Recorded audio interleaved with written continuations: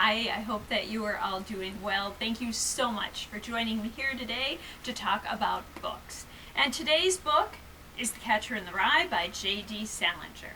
And it's a book that I read to fulfill the prompt in my readathon, to read a book that I enjoyed in my childhood. As I said before, I took the broader definition of childhood, meaning up till age 18. And I first read Catcher in the Rye when I was about 15 years old. So let's move on to The Catcher in the Rye. It's one of those books that I've read a few times in my life, and every time that I read it, I find something new that stands out or speaks to me. And the first time I read it, it was like nothing I had ever read before. If you don't know the story, I could tell you about the plot, but it's a book that works because it is told in the main character, Holden's voice. So the way he tells a story and the way he just slips in these things that happen to him. So I don't want to do that and ruin the story for you if you decide to read it. If I told you in my voice what happens, in addition to ruining the story, it's going to sound quite dull. So I'm going to do it a little differently today and just talk about some of the things that stand out. So, things that Holden hates. The movies, phonies, and the adult world that preys on the weak and the frightened. Things that Holden likes. His brothers and sister, English class, the Natural History Museum, because everything stays the same.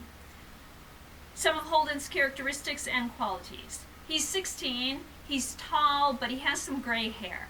He has a lot of empathy for other people. He's very protective of innocence.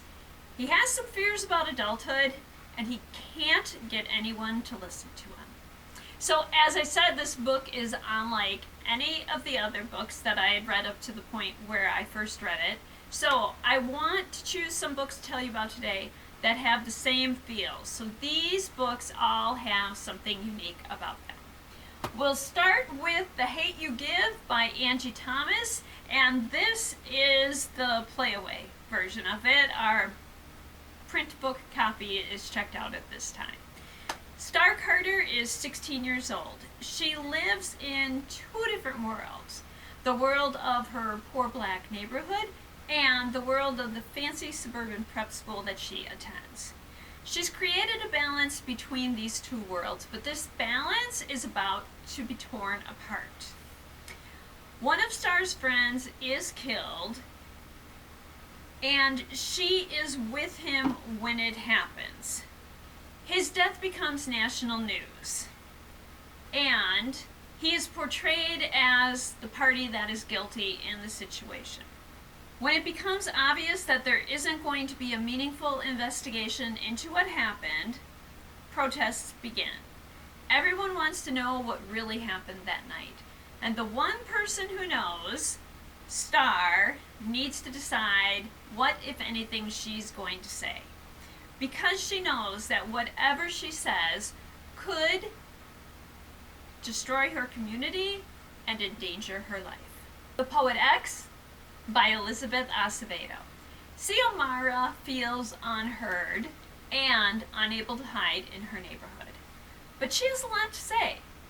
She turns to her journal where she writes poetry, knowing that her parents would not allow her to read them publicly.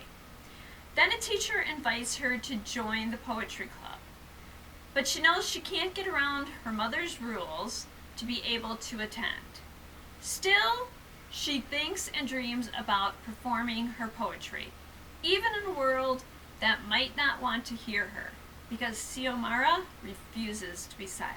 The Nobleman's Guide to Scandals and Shipwrecks. And this is by Mackenzie Lee.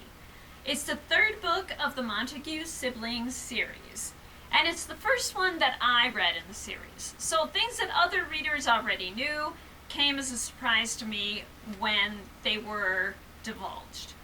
But I didn't mind it at all. It was pretty easy to get up to speed with what had happened in the other books or what was going on. And the things that were surprises, I really enjoyed the surprise. Adrian is heir to his family's fortune. He is a political writer engaged to an activist, and she inspires him daily. But Adrian experiences anxiety. And when his mother dies, he's concerned that others might discover that he shares her mental illness. When a broken spyglass that belonged to his mother is discovered, Adrian is off on a quest to unravel the secrets hidden in his family.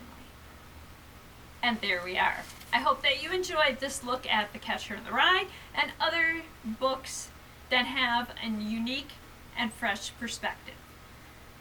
I will be back in a couple of days when we'll be talking about the Manga Classic Collection. Until then, I hope that you enjoy all that you do and all that you read. And thank you.